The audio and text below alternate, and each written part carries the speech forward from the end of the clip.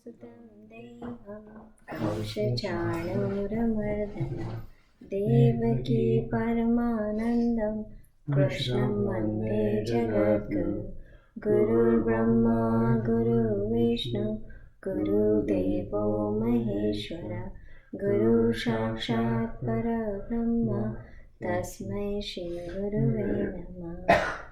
ॐ पूर्णमद पूर्णमिदं पूर्णात् पूर्णमुदच्यते पूर्णस्य पूर्णमादाय पूर्णमेवावशिष्यते। ॐ सहना भवतु सहनौ भुनक्तु सह वीर्यं करवावहै तेजस्विनावधीतमस्तु मा विद्विषावहै। ॐ शान्ति शान्ति शान्तिः। ॐ असतो मा सद्गमय तमसो मा ज्योतिर्गमय मृत्युर्मा अमृतं गमय। ॐ शान्ति शान्ति शान्तिः। Okay, let's start with chapter 12.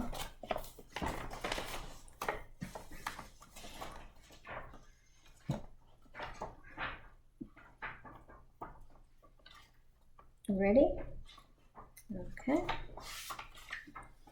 अर्जुनोवाच एवं सततयुक्ताये भक्ता पर्युपासते ये चापक्षरव्यक्तं तेषां के योगवित्तमा। श्रीभगवानुवाच मय्यावेशमनो ये मां नित्ययुक्ता उपासते श्रद्धया परयोपेताः ते मे युक्ततमा मताः। ये त्वक्षरम् अनिर्देशम् अव्यक्तं पर्युपासते सर्वत्र गमचिन्त्यं च कूटस्थं अचलं ध्रुवम्।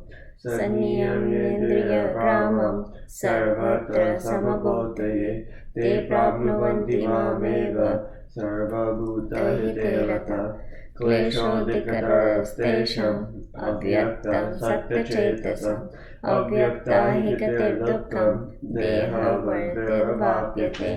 ये तु सर्वाणि कर्माणि मयि सन्न्यस्य मत्पर अनन्येनैव योगेन मां ध्यायन्त उपासते तेषामहं सम्भूतार्थं मृत्युसंसारसागरात् भवामि न चिरात् पार्थ मय्यावेशितचेतसाम्। मय्येवामनादस्त्व मयि बुद्धिं निवेशय निवर्तिष्यसि मय्येव अत ऊर्ध्वं न संशयः। अथ चित्तं समादातुं न शक्नोषि मयि स्थिरा अभ्यासयोगेन ततो मां चाप्तुं धनञ्जय। अभ्यासेऽप्यसमर्थोऽसि मत्कर्म परमो भव मदर्थमपि कर्माणि कुर्वन् सिद्धिमवाप्स्यसि। अथेतप्यशक्तोषि मद्योगमाश्रितः सर्वकर्मफलत्यागं ततः कुरु यथात्मवान्। श्रेयो हि ज्ञानाभ्यासः ज्ञानाध्यानं विशिष्यते ध्यानात् कर्मफलत्यागः त्यागश्चान्यतरम्। अद्वेष्टा सर्वभूतानां मैत्रः करुण एव च निर्ममो निरहङ्कारः समः दुःखसुखक्षमी। सन्तुष्टः सततं योगी यतात्मा दृढनिश्चयः मय्यर्पितमनो बुद्धिर् यो मद्भक्तः स मे प्रियः। यस्मान्नो द्विजते लोको लोकानो द्विजते च यः हर्षमर्षभयोद्वेगे मुक्तो यः स च मे प्रियः। अनपेक्षः शुचिर्दक्षः उदासीनः गतव्यथः सर्वारम्भपरित्यागी यो मद्भक्तः स मे प्रियः। यो न ईर्ष्यति न द्वेष्टि स शोचति न काङ्क्षति शुभाशुभपरित्यागी भक्तिमान्ये स मे प्रियः। समशत्रौ च मित्रे च तथा मानापमानयोः शीतोष्णसुखदुःखेषु समसङ्गविवर्जितः। तुल्यनिन्द्रास्तुतिर्मौनी सन्तुष्ट येन केनचित् अनिकेतस्थितिर्मत्तः भक्तिमां मे प्रियो नरः। ये तु धर्ममतमिदं यथोक्तं पर्युपासते श्रद्धधाना मत्परमा भक्त्यास्तेऽतीव मे प्रियः। Om Tat Saditi Srimad Bhagavad Gita Su Upanishadsu Brahma Vidyayam Yoga Shastre Shri Krishna Arjuna Samvade Dvashodhyaya. Awesome. Let's come back to chapter number 7. Let me see if she is there.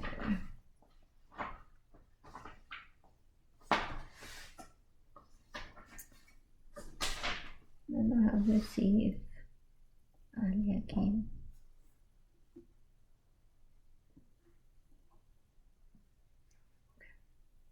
Okay. So, what is the name of the chapter? Anybody remember? What is the name of the chapter?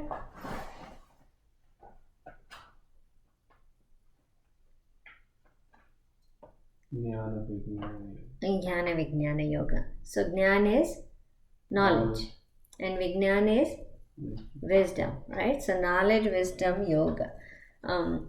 Now, so far what we learned is okay. So far what we know. We did till 4 and 5. I did not erase this because I want to continue from here. So what we so Krishna Bhagavan started saying that I'm going to give you this knowledge and wisdom or vijnana, that jnana and vijnana, that after knowing that you would not need to know anything else in this world, right? So these are the secret knowledge that he's going to be giving in this chapter. So we got that part. Then he says that a lot of people go on this path, but not all get to the end, where you get the enlightenment, or where you get their goal. A lot of people follow the religion, but not everybody get to this level. Some go to the spirituality. Some, then out of those people, millions of people, some get enlightenment. So it's very few that goes to this path and reach to the end of it. And again, later on he make them understand, and Arjun asked the same question, what happened if I don't reach to the end? And he explains that if you don't reach, you continue the journey in next life, and you continue this journey. You don't have to start all over again when you finish this life and you take the next life. You don't start from the bottom again. You start from where you left in previous life. So that's not in this chapter, but it is in later chapter. But I wanted you to not get this, feel like, oh, okay, what happens if I don't reach there? But that's not a big worry at this moment, right? So he says that very few people reach there. Then he talks about two of his nature. Nature is Prakriti, right? Nature is what we discuss is Maya, right? So there are three words that we talk about. Nature is Prakriti, Maya, and we can talk about it in a bigger word is ignorance.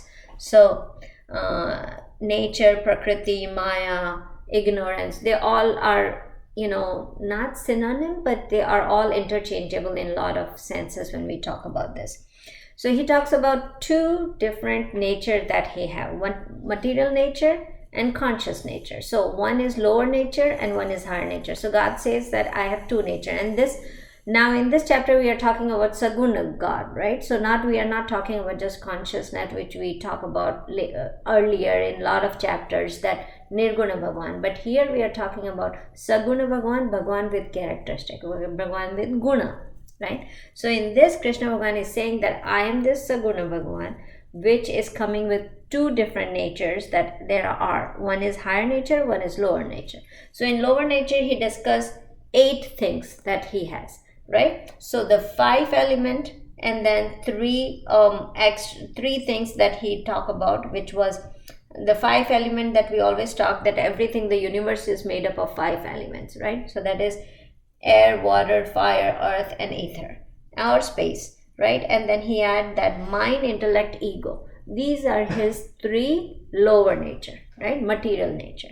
And then he talked about his higher nature, which is all living beings are the higher nature. So all living beings has what? consciousness, right? But we talk about, so his lower nature is material nature, his higher nature is the conscious nature, right?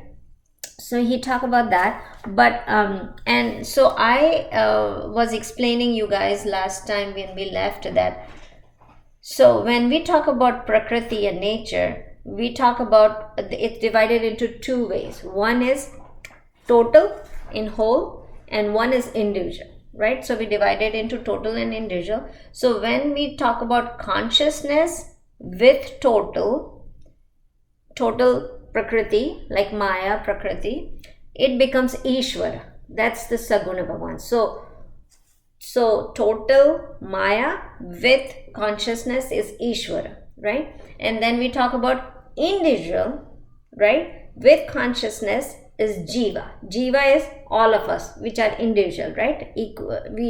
So if we look at the total, we don't understand, because we don't get that part, right? How can a total be one, right? Everything is one, but no, we see so many different things, so many different people. So then the concept comes as consciousness with individual, one person, that becomes Jiva. So remember the difference between Ishvara and Jiva in Saguna. So we talk about Ishvara when it is total, all combined together, right? And we talk about Jiva means individual, right? So consciousness plus total Maya, total ignorance, is the whole entire universe, which is cosmos. So then it is Ishvara. And then we talk about individual with consciousness, then we talk about Jiva, right? So that's what I was explaining you last time, that what when we talk about like how the universe was made, how this whole entire universe came out, was there were two steps. One, first, it was Shushma. Shushma means subtle. All the subtle things came at step number one. And then Stula came, means all the gross part came next. The gross means the physical part, right? So all the Shushma is these 8 things: air, water, fire, earth, space, mind, intellect, ego. All that is Shushma Sarir, means subtle. So all these came, then physical came. And that's how the universe was built, like 2 steps wise. But I just wanted to give you a little bit. Now when we talk about like, oh, everybody wants to be enlightened and that's where the universe ends, here is the thing. The Jiva, the individual, is always trying to get to the total, right? So it is always moving, Jiva is always moving towards Ishvara. And when Jiva gets into Ishvara, get into the total universe, that's where the entire world ends, like for that Jiva, right? So always remember that he always is looking to go back where he came from, Ishvara. So then when we say, oh, this enlightenment happens and your life is now, you don't take human form or this individual form, is you are getting back to your root, getting back to Ishvara, right? So that's how it's explaining. So if you don't understand anything else, just understand there are 2 natures of God. One is all this material aspect and one is the consciousness aspect, right? So so that's what you remember that part, because we will use that a lot to explain God later on, right? So there is always, like, how there is we always think that somebody created this thing, right? So like we get anything from IKEA, we have to make it, right? Anything is made, so there is an intellectual cause, right? So there has to be, like, if we buy something from IKEA and we have to put together, so you have to put together, right? So there is somebody who puts it together. So there is an instrumental cause that creates some effect, right? So cause and effect relationship. If you so there is an intellectual thing that makes the material, right? That is the system when we talk about it. So there is an instrumental cause and there is a material. So there is a material and there is either you say instrumental or you say intellectual cause. So there is a material, like all these IKEA stuff, we get the material and then we put it together when we became, like, the intellectual cause has to connect with material cause to make something, right? To create something. So take that example. In science, how is the science and what Vedanta thinks is different? Science says that there is no intellectual cause needed to create. There is only material cause, and some force put it together, and evaluation happened, and then this whole universe was built, right? You understanding, Sean, what I'm saying? No? Okay. So let me tell you. So science says you don't need anything other than material to just build this whole universe. So it's like all material that's building this universe, like in kind of a force, like, temperature or a sunlight or these things, put the things together, did this chemical reaction, and whole thing, universe was evolved, right? In spiritual, what we say, Krishna is saying that there is there has to be an instrumental cause to build the thing, right? That is, should be an intellectual cause that builds this whole material. Like, there has to be a carpenter to build the furniture, right? Furniture doesn't build by itself, right? You got it? So in lot of religion, this is being said that there is this thing, what do you say?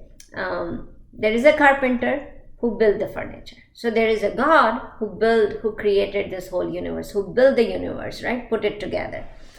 In Vedanta, what is the difference? What do we say? That in Mundak Upanishad, they explain like how out of the spider the web is created, right? The same way out of God this universe is created. So where is the web coming from? Web is coming from where? Inside, right? From inside him the web is created. So his body is Maya. Think about that way. The spider's body is Maya, and the web that is created by intellectual cause, the instrumental cause, creates the web, right? So this is the way the universe is created, right? So Vedanta says that the body is the Maya, ignorance, Maya, whatever the body is that we see, and then inside it the intellectual cause is there that creates the whole web, and that's how the universe appears from the God, right? Now think about that. The spider does so much hard work to create this web, right? He has to do such a hard work, and the technical thing, the intellectual thing that is made. If you see the web, it is such a design that somebody worked really hard to make that web. So does God has to work that hard to create the universe? So the answer is no. And how the example was given? The example was given like out of earth, how the plants and shrubs and trees come out without any hard work. It comes by itself, right? If the earth is there and the rain comes, the plants come by itself, right? The grass comes by itself. It's without any external efforts that is put in. The same way, earth comes out, the universe comes out of the God without any efforts put. So now the question arises, how the earth is inert, right? The earth is inert. Is God inert too, right? So the third example, number 3 example comes that no, like how the hair comes out of our body, right? So there is a non-living things coming out of the living one. The same way, the non-living, all these mountains and stuff like that we see that are non-living, that comes out of the living, right? So the same way from God, all these materials come out, right? So you got that concept of like how these universe is created. When we say there has to be a material cause, there has to be intellectual cause and all this, that's how the universe is created. But you can see that how the lower nature and the higher nature were put together and this universe was created, right? Now in these concept, everybody has explained it very differently, right? So we're gonna take that next look, and we will understand that how the things are created in the universe, like how we take it and how all the other people takes it, right? So let's go to verse number 6.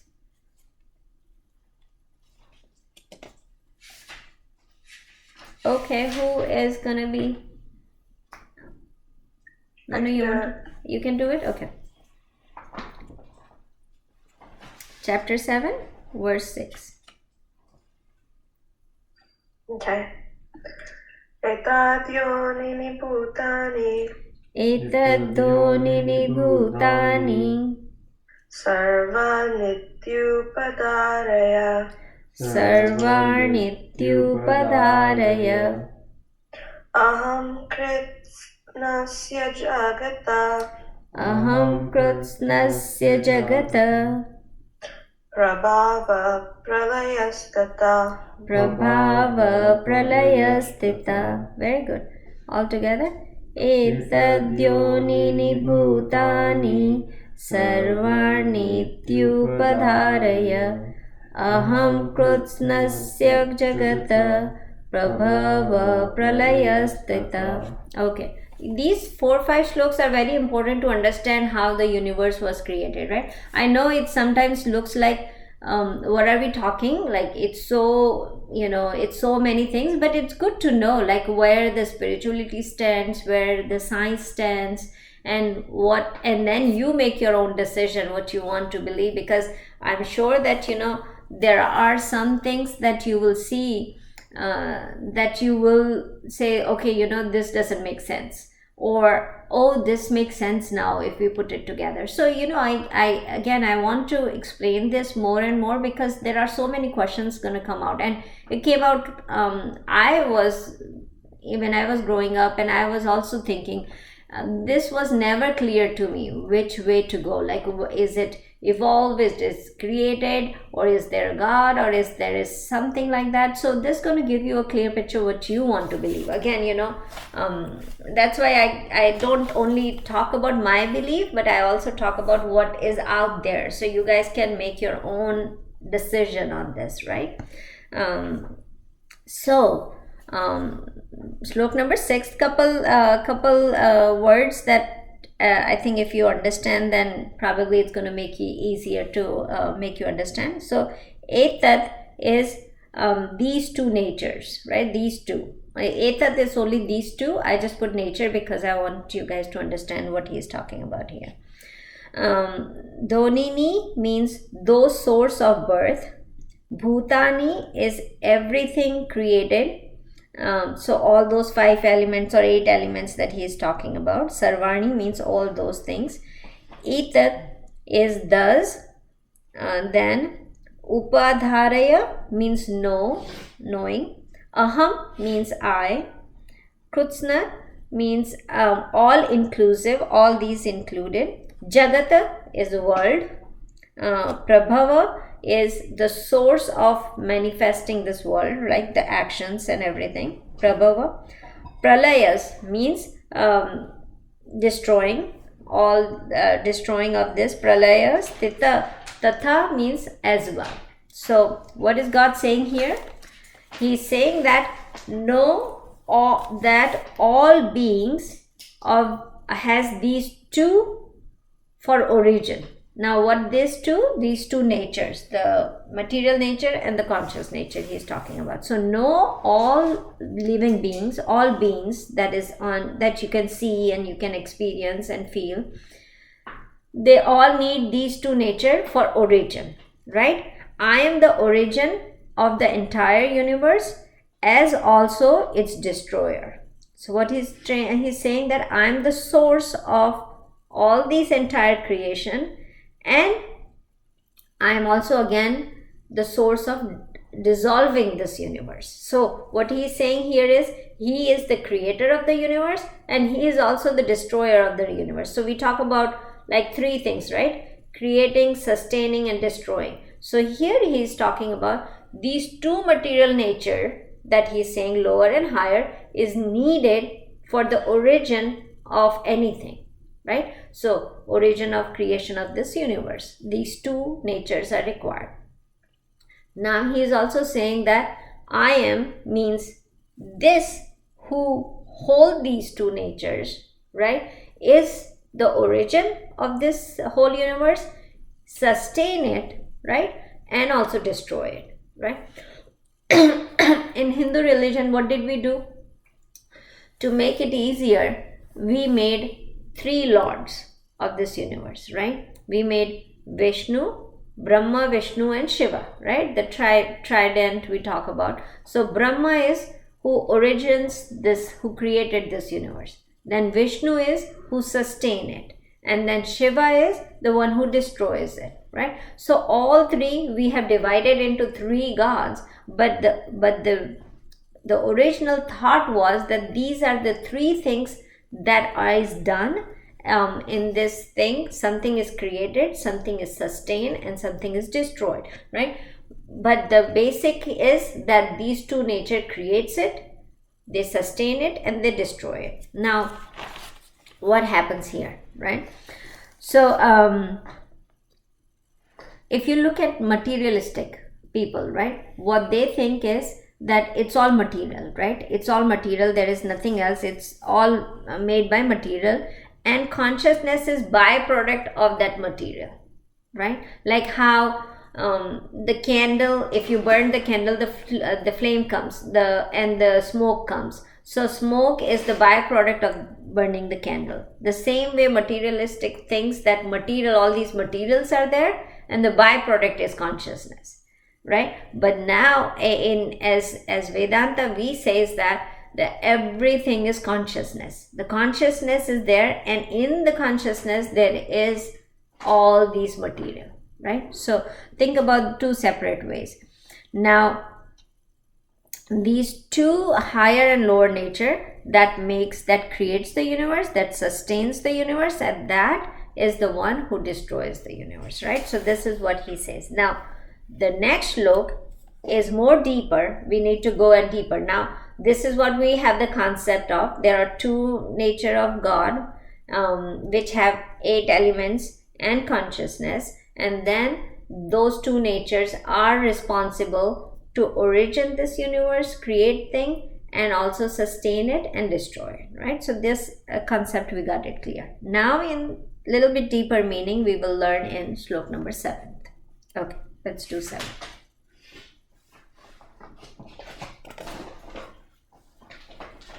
Nanu, you want to take it? Yeah. Okay. थोड़ा जोर से बोलना बेटा. Mata parataram nanya Matat parataram nanyam kinchidasti dhananjaya kinchit dasti dhananjaya Mahi sarvamidam protam Mayi sarvamidam proktam Sute mani ganaiva Sutre mani ganaiva. All together. Matat parataram nanyam kinchit dasti dhananjaya Mayi sarvamidam proktam Sutre mani gana ive. Okay, it's very nice shlok. So keep all the concept in mind, because if you lose this concept then it's going to be very hard to understand. But first the words. So matat is beyond me, parataran superior, nanya na is no, anyat kinchit is anything else other than. Anyat means anything and kinchit means else. Then asti means there is. Dhananjaya is also name of Arjun, right, who has won the wealth. Dhananjaya is the word used for person who has won over the wealth. Dhan is wealth. Ajaya means win. So win over the wealth. Who doesn't need the wealth, right? Mai, in me. Then sarvam means all that. Idam, which we are. Proktam is the strung hanging on it. Sutra is on a thread. Thread is sutra. Any thread is sutra. Manigana is gems or pearls and stuff like that. Mani. And then eva means like. So here what he is saying, that higher than myself, there is nothing else. O Dhananjaya, in me all this is strung like gems or pearls in a string, right? So what he's saying, like, higher than, beyond these things, beyond this there is nothing. So you cannot say, okay, there is something beyond these two, material nature, or beyond this there is something. No, this is the ultimate, this is the highest thing, right? And then he's saying that, like how in a necklace, all the pearls are in a string, right? It's strung in the string, right? So I am that string that everything is holding it together. So that's what he is giving an example. So what does that mean? I am the first cause, kind of material cause, and beyond all these cause and effect, I am the one, right? So now I want you to understand that there is 3 different ways that we understand God, right? Let me explain.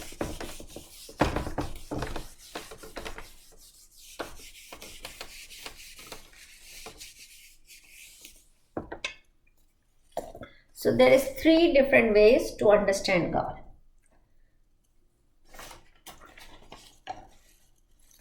The first way is that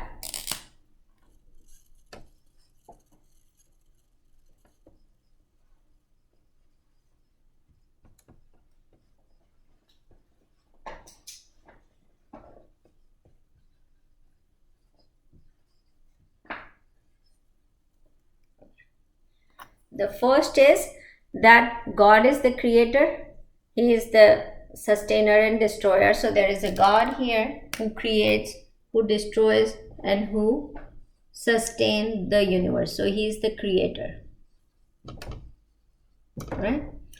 So he is the Saguna Bhagwan, right? So we worship him, he created this whole thing. So this is the God, and we are all tiny creatures who he created, and we and God are separate, and we are he is the creator, and he created the universe, and he created us too, right? So that's the first way of understanding God.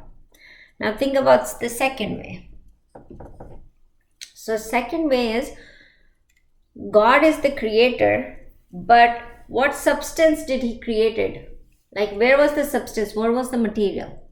What was the material? So then he says what God answered, that there is a material, which is these 8 things, and then there is a consciousness, right? So he explained that. So there is a material cause, continue in the effect. Material cause, it continues in the effect. Like what we say that when the clay makes the pot, right? If the pot is made up of the clay, where did the clay go?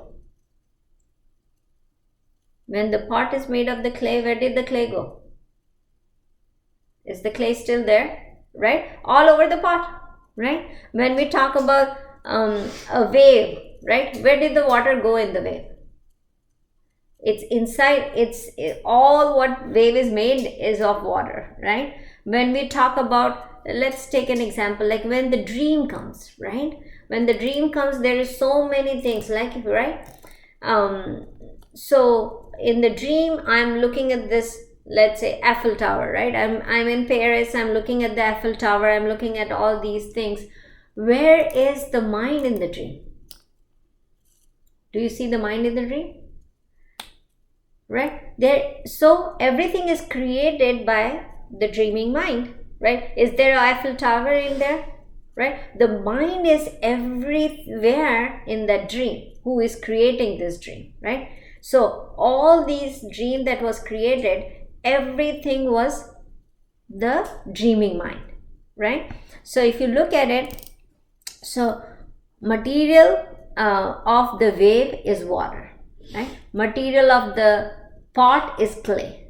So material of the dream is dreaming mind. So then material of the universe is God. Right? Do you understand that part? Right? So so when we talk about it, okay, where is the mind in the dream? Everywhere. Where is the mind in the dream? Every single thing. Where is the water in the wave? Every single where, right? Where is the clay in the pot? Every single place, right? So where is the God in the universe? Every single thing, right? So then what we say is that every single part of this universe is God, right? You got that part, right? So every single thing, the higher nature or lower nature we see is what?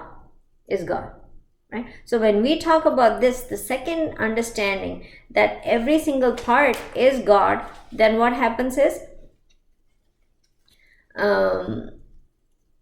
whatever we experience in this world, then what happens is every experience what you are experiencing, you are experiencing a God, right? God is in every form, like all the form that made up of space, earth, air, water, fire, all these things, the experiences that you are having with mind, intellect, ego, everything is God, right? Everything, every object that you see is God, because like how it, like, you know, in the whole pot it's only clay, right? So when the pot is made, so when anything in universe is made, it's all God, right? So when you look at it, it's God. So who is sustaining that pot? Who is sustaining the wave? Who is sustaining the pot? Who is sustaining the pot? The clay. Who is sustaining the water? Who is sustaining the wave? Water, right? Who is sustaining that dream? Dreaming mind, right? So the same way, who is sustaining this universe? The God. So created by God, right?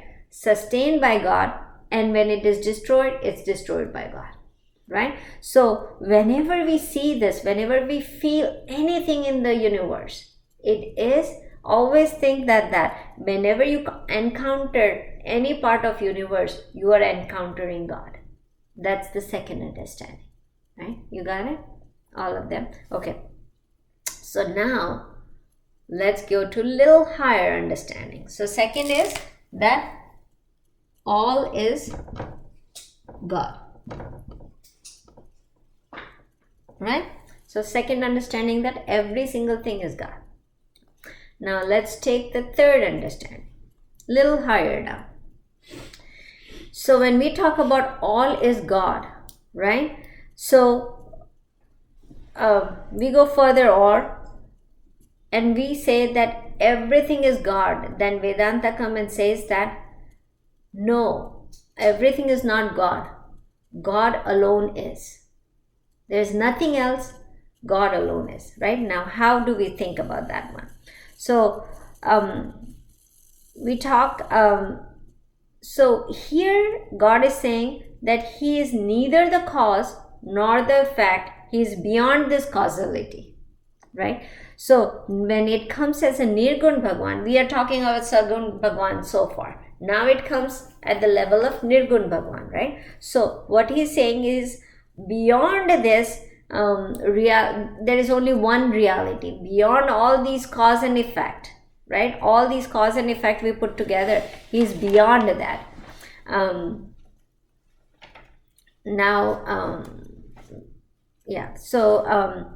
There is one reality that's consciousness. There is nothing else, and everything that we are talking about, this material coming in, this consciousness, this Maya putting that together, that all is in one. So there is only consciousness, and everything is put together in consciousness. The ignorance comes, which we are, and the ignorance and the consciousness comes in the mix, which ignorance is also consciousness. Remember, there is nothing else other than this consciousness, and they come together and make these different forms, right? That's the third understanding, right? So now when we talk about these three understanding, so third is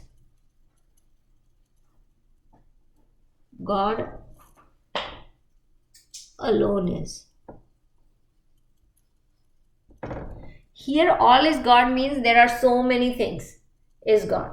Then God alone is. So it's only consciousness, there is nothing else, right? So these are the three understanding of the God. Now if you look at it, if you go in the detail, so here what's our role? When we take the first understanding, then what happens is, if God is the creator, then what is I? I am the devotee, right? So I became devotee here,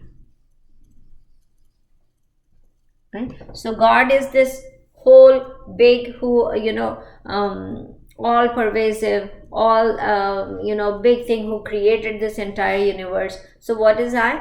God and I am separate, and God is you take him as a father, as a mother God, or I'm your child, I'm your servant. That whole comes when God is the creator and I'm the devotee, right? The second come, all is God, right? So this one actually also known as Dvait. When we talk about in duality and non-duality, so this is duality. God is separate, I am separate, I am the servant. So this become duality. And in Hindi or Sanskrit we say Dvait.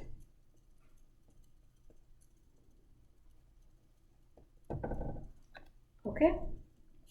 Now this come, all is God, means what happens is, all is this God, just everything is God, or this is a big universe that is created by God, and everything is God, and I'm the part of it. This is whole big something. God is this entire thing, and I'm just the part of it, right? So this becomes, I'm the part of this big. I am part of God. So here they both are separate, right? Here I am the part of it, right? So this is the whole big thing. So I am a little part of this. This is known as Vishesh Advait. So this is Vishesh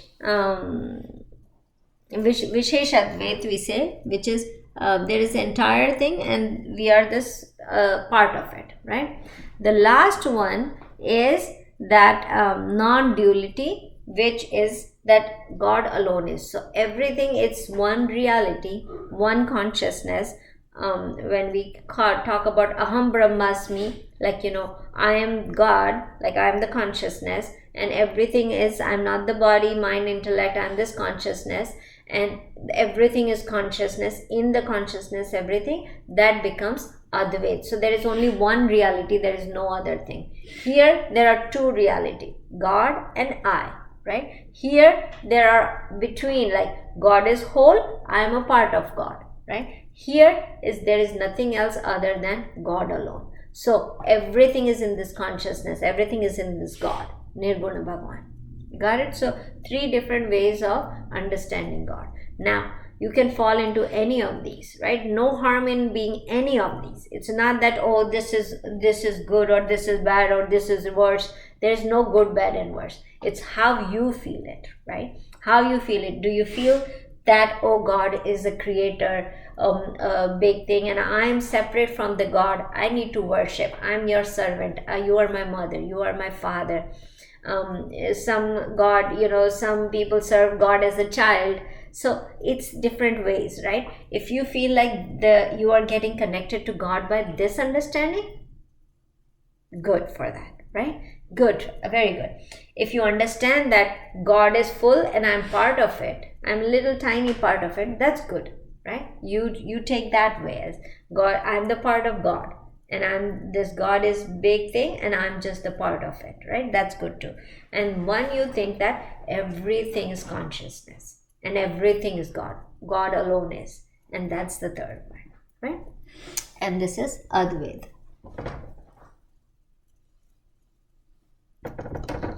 Right? Got it? So this is three different kind of understanding that you think. Now what in this sloka, what he's explained is, I'm the one who does everything, but I'm the one who is this thread that is in the necklace, which hold all the pearls, all the gems in this thread.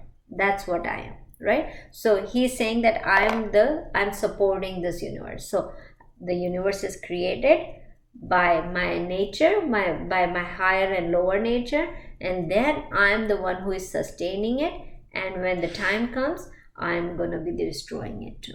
right? Now destroying it is not that he is damaging the universe. It's not about, I'm going to destroy it. Like when we will use the word destroy it, it's really, so what happens is, for an individual, destroying the world for an individual is when he gets the enlightenment.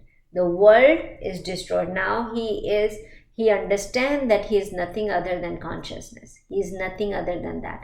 Then what happens is that he doesn't take this physical form. He is consciousness, and he is always stays the consciousness. He doesn't goes in this physical form anymore, right? That's what he says. But in the bigger sense, we talk about it that you understand that you are nothing other than this consciousness, right? Got it? Okay. I think, should we go with the next slok? You have time remaining? Yeah, we have 5 minutes. Yeah. Oh, only 5 minutes maybe.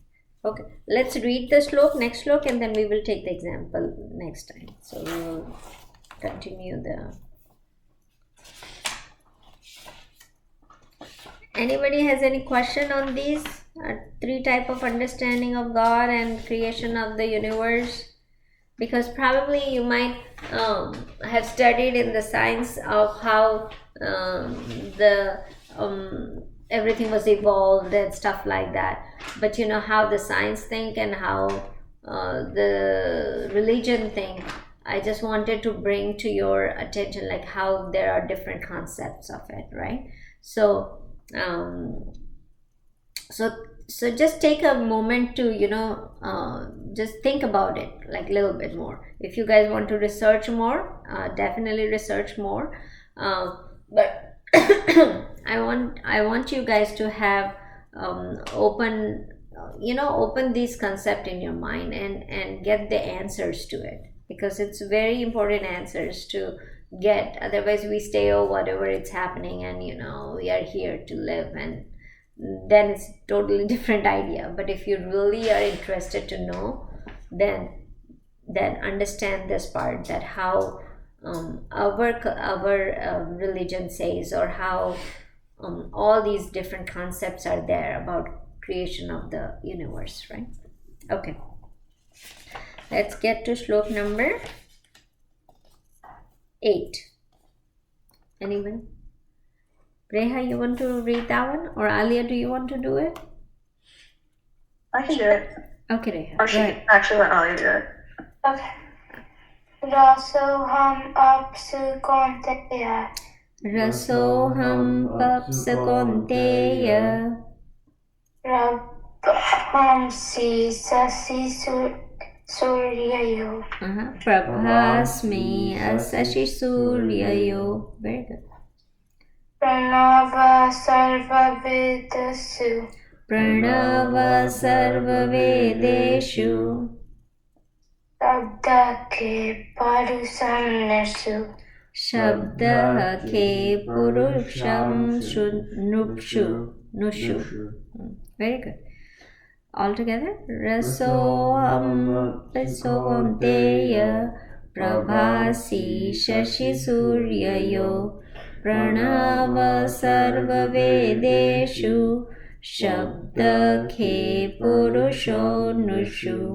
Okay, very good. Okay, we'll take the slok next week and we will go from there. But come up with any questions if you guys have on this topic. It was a little heavy topic to talk about, but let me know if you have any questions. Okay, let's go. Vasudeva sutam devam kaushachanuramardhanam Devaki Paramanandam Krishnam Vande Jagadguru. Gurur Brahma Guru Vishnu Guru Devo Maheshwara. Guru Sakshat Para Brahma Tasmai Shri Gurue Namah. Krishna Arpanastu. Okay, great job guys.